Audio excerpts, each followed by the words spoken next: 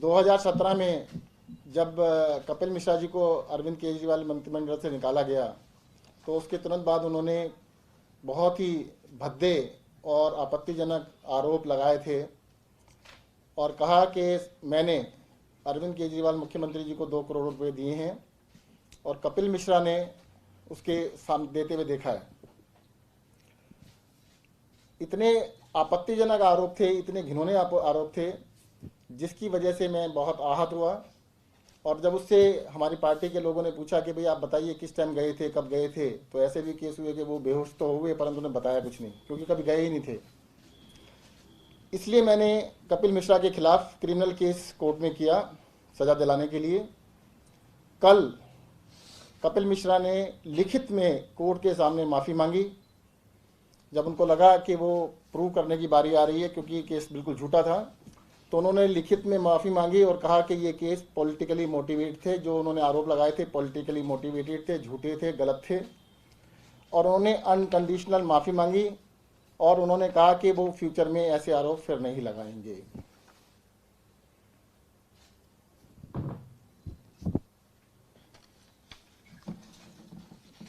Thank you.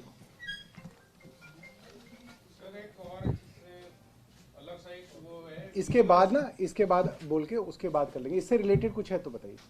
ठीक है जन, ठीक है, मुझे निकलना, मैं निकलता हूँ, बाकी शो वो मैं दूंगा। जो सर एक आपसे रिलेटेड है सर, वो जब आप वो मेयर्स को मिले थे, वो एक वीडियो सर्कुलेट कर रहे हैं, कह रहे हैं कि आपने उन्हें कहा है कि जो उनका बकाया है आप दे देंगे, तो वो कितना अमाउंट है और कितना अमाउंट देंगे? परसों आपको सारा बता दिया, कोई बकाया नहीं उनके ऊपर, हमारे ऊपर। अरे सर एक बात सुनो, जब कपिल मिश्रा ने झूठे आरोप लगाए थे उस समय सभी टीवी चैनल ने 15 दिन तक अपने न्यूज़ बंद कर दिए थे और सिर्फ कपिल मिश्रा के आरोपों के ऊपर ही क्वेश्चन थे। उस समय मेरा घर से निकलता था तो ये पूछते थे। आज उसने माफ़ी मांगी, रिटर्न में माफ़ी मांगी, लिख के कहा कि पॉलिटिकली मोटिवेटेड थे। आज कोई प्रश्न नहीं है। सर सोशल मीडिया में भी माफी मांगने की बात कही थी, लेकिन हाँ, कपिल मिश्रा का कुछ इस पे बना बयान आया, ना ही कोई सोशल मीडिया। उन्होंने फर्दर ये कहा था कि मैं अपने ऑफिशियल ट्विटर हैंडल से माफ़ी मांगूंगा। आपको उनकी कॉपी दे दी गई है और वो मांग लेंगे। चलो एक आध दिन का समय तो देना चाहिए। नमस्कार दोस्तों, एक वीडियो हम लोग चलाएंगे, पुराने समय की वीडियो है। और उससे क्या है कि कई बार क्या है कि 2017 का मामला था, तो वो रिफ्रेश हो जाएगा हम सबके लिए।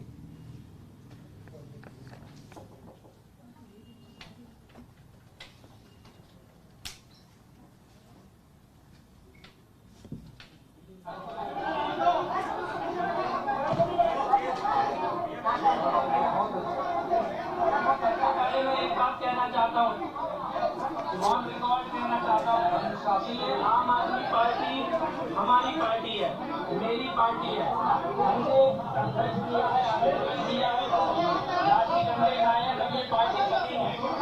किसी की हालत में पार्टी से बाहर निकल आ सके, पार्टी से हमें बाहर कर सके। हम इस पार्टी को कभी छोड़कर नहीं जाएंगे।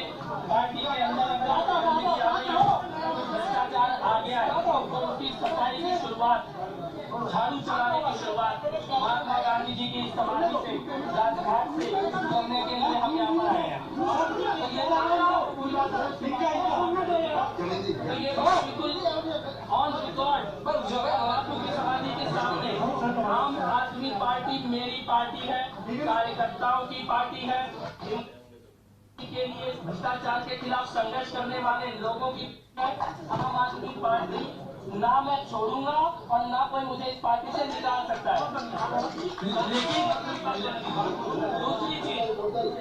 लेकिन दूसरी बात मैं ये कहना चाहता हूँ कि पूरी की पूरी कैबिनेट बस हो गया अकेला जी। साथियों, ये महात्मा गांधी बापू की समाधि के सामने ये कपिल मिश्रा थे और ये 3 बातें लगातार कहते थे। ना मैं कभी पार्टी छोड़ूंगा, ना मैं कभी भाजपा में जाऊंगा, ना ये मुझे कभी आम आदमी पार्टी से निकाल सकते हैं, और मैं असली आम आदमी पार्टी हूं। और हम 2017 से ये बात कह रहे थे कि ये बीजेपी के लगाए हुए, भड़काए हुए आदमी हैं, बीजेपी के इशारे पे काम कर रहे हैं और अंततः बीजेपी में इनका विलय होगा। और आप देखते होंगे कि इन्होंने जो आरोप लगाए वो इतने बचकाने और मनगढ़ंत थे कि इन्होंने कहा मई 2017 में इनके सामने एक मंत्री ने मुख्यमंत्री को 2 करोड़ रुपए की नकद रिश्वत दी। आप समझ सकते हैं 2 करोड़ रुपए का मतलब एक अच्छा बड़ा बैग रहा होगा, एक अच्छी बड़ी सूटकेस रही होगी। मुख्यमंत्री आवास में 24 घंटे सीसीटीवी चलते हैं, गेट से लेकर अंदर तक सीसीटीवी लगे होते हैं, दिल्ली पुलिस का पहरा होता है, कोई भी आदमी अंदर जाता है क्या लेके जाता है वो सब सीसीटीवी कैमरा के अंदर आता है। इन्होंने बताया कि 5 मई को इन्होंने अपनी आंखों के सामने देखा। हम सिर्फ एक बात कह रहे थे इनकी झूठ को साबित करने के लिए, सिर्फ एक बात। हम कोई लंबी चौड़ी बहस नहीं कर रहे थे, हम सिर्फ ये कह रहे थे तुम 5 मई को कितने बजे मुख्यमंत्री से मिलने आए ये बता दो बस। क्योंकि ये 5 मई को मुख्यमंत्री के घर आए ही नहीं थे, इसलिए इनको ये समय बताने तक में इतनी तकलीफ थी। और कई जगह जब इनसे बात पूछी गई कि भाई कुछ डिटेल तो बताओ, कितना बड़ा बैग था, कैसे रंग का बैग था, कितने बजे गए थे, तुम्हारे साथ कौन था, नहीं मैं ये सीबीआई को बताऊंगा, ये मैं एसीबी को बताऊंगा, मैं किसी को नहीं बताऊंगा, मैं एसीबी को बताऊंगा, लिखित में बताऊंगा, किसी को नहीं बताऊंगा। और आधे घंटे के बड़े बड़े चैनलों के अंदर इंटरव्यूज हुए। यह साधारण सी बात जब पूछी जाती थी बात को गोलमोल किया जाता था। 2018 के अंदर हमने प्रेस कॉन्फ्रेंस करके, मेरी ही प्रेस कॉन्फ्रेंस थी जिसमें हमने कहा कि सीबीआई और लोकायुक्त ने भी इस केस के अंदर कुछ नहीं पाया, क्योंकि ये खुद गवाह थे और ये खुद सबूत देने के लिए सीबीआई और लोकायुक्त के पास नहीं जा रहे हैं, क्योंकि इनके पास कुछ था ही नहीं।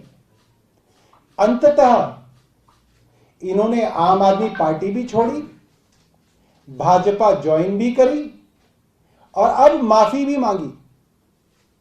जब इनको विधानसभा के अंदर इनके एमएलए की डिस्क्वालिफिकेशन पिटीशन हमने लगाई थी, मैं उसमें कंप्लेनेंट था, मेरी ही पिटीशन थी जिसपे ये विधायक से भूतपूर्व विधायक हुए, वहां पे भी अंदर माफी मांगते थे, बाहर हेकड़ी दिखाते थे। और तब हमने कहा था ये कपिल मिश्रा नहीं है, ये वीर मिश्रा है, क्योंकि इनके अंदर वीर वाले सारे गुण हैं। अंदर कुछ कहते थे, बाहर कुछ कहते थे। और ये जो माफी इन्होंने मांगी है ये काफी इंटरेस्टिंग माफी है। इन्होंने इसके अंदर कहा है I am the accused in the present case, मैं मुलजिम हूं इस केस के अंदर। I state that the statements made by me against the complainant were politically motivated. राजनीति से प्रेरित थी मेरी पूरी की शिकायत, और जो मेरे एक्यूजेशन थे वो राजनीति से प्रेरित थे। मतलब साफ हो गया, भाजपा की राजनीति के चलते कपिल मिश्रा को खड़ा किया गया और उनसे ये कराया गया। और आगे कहते हैं पॉलिटिकली मोटिवेटेड थे और रॉन्ग थे और गलत थे, और मैं बिना किसी शर्त माफी मांगता हूं। I tender my unconditional apology to the complainant and same shall not be repeated. और आज के बाद ये कभी इन लोगों के ऊपर आरोप नहीं लगा सकते, इन्होंने ये भी कहा है। अब ये अपने झूठ का जो पुलिंदा है दोबारा नहीं ले जा सकते आपके सामने। और आखिरी में I undertake to publish the above statement on social media through my official handles. मतलब अब आप इंतजार कीजिए, कुछ देर बाद ये माफी अपने ट्विटर, फेसबुक और इंस्टाग्राम के अकाउंट पे, या जो भी और ये अकाउंट जो ये रन करते होंगे उनके ऊपर भी ये माफी मांगेंगे। अगर नहीं मांगेंगे तो दोबारा से जेल जाने की तैयारी कर ले कपिल मिश्रा। माफी मांगेंगे नहीं तो दोबारा से जेल की तैयारी करेंगे। एक आखिरी में मेरी पत्रकार मित्रों से एक निवेदन रहेगा कि जब ये कपिल मिश्रा ने ये आरोप लगाए, और जाहिर सी बात है वो बड़े बचकाने बेबुनियाद आरोप थे, khejri bribe bomb hashtag news channels ने चलाया था, अच्छे प्रतिष्ठित न्यूज चैनल्स हैं। आधे आधे घंटे का 1-to-1 लाइव इंटरव्यू कपिल का किया गया था। मैं एक इंटरव्यू सिर्फ आपको उदाहरण के तौर पे दिखाना चाहता हूं, एक बार वो चलाइएगा।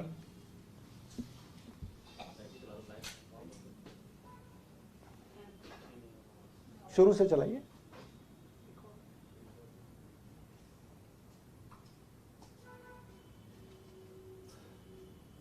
कपिल मिश्रा खुद। कपिल जी, बहुत सारे सवाल हैं। अब अरविंद केजरीवाल के तमाम साथी प्रवक्ता सब ये कह रहे हैं कि आप सबूत दीजिए। हम पूरी बात आपकी सुनेंगे विस्तार से।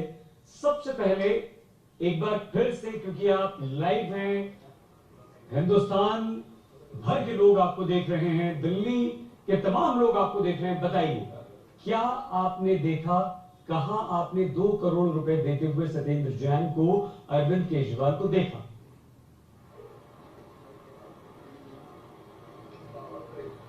देखिए, मैंने सुबह ये बयान दिया था और मैं आपको एक बार डिटेल में बता देता हूँ। सत्येंद्र जैन जी को कैश देते हुए देखा है, अरविंद केजरीवाल जी को कैश लेते हुए देखा है, मुख्यमंत्री आवास में देखा है, अपनी आंखों से देखा है। इसके अलावा जो भी डिटेल है, कल सुबह 11 बजे एंटी करप्शन ब्यूरो के दफ्तर में जा रहा हूँ, वहां पर जाकर एंटी करप्शन ब्यूरो को सारे डिटेल दूंगा। माननीय उपराज्यपाल महोदय को डिटेल दिए हैं और सीबीआई को दूंगा। ये हिट एंड रन का केस नहीं है। तो हमारी मीडिया के बंधुओं से और मित्रों से ये गुजारिश रहेगी कि उस समय ये स्टोरी कम से कम 15-20 दिन लगातार चलाई गई। कपिल मिश्रा हर रोज एक नई प्रेस कॉन्फ्रेंस करते थे जो लाइव टीवी चैनल्स पे चलाई जाती थी और उसके बाद शाम को उसके ऊपर बहस की जाती थी, डिबेट्स हुआ करती थी, इनके 1-to-1 इंटरव्यूज होते थे। और मुझे लगता है कि उस वक्त अरविंद केजरीवाल जी का, आम आदमी पार्टी का और सत्येंद्र जैन का काफी नुकसान रहा होगा, हुआ होगा, आप सब समझ सकते हैं। हमारी आप लोगों से ये गुजारिश रहेगी कि इस खबर को भी आप थोड़ी तरजीह दीजिएगा। हो सके तो इसके अंदर कपिल मिश्रा के कुछ इंटरव्यूज करने की कोशिश कीजिएगा, ना हो सके तो सत्येंद्र जैन के कुछ इंटरव्यूज कीजिएगा, ताकि जो खबर उस वक्त कहां से कहां तक पहुंची थी वो खबर की जो भरपाई है वो उस तरीके से हो सके। आप सबसे हमें इसके अंदर थोड़ी सी मतलब कि मानवीयता की उम्मीद रहेगी। बहुत बहुत धन्यवाद।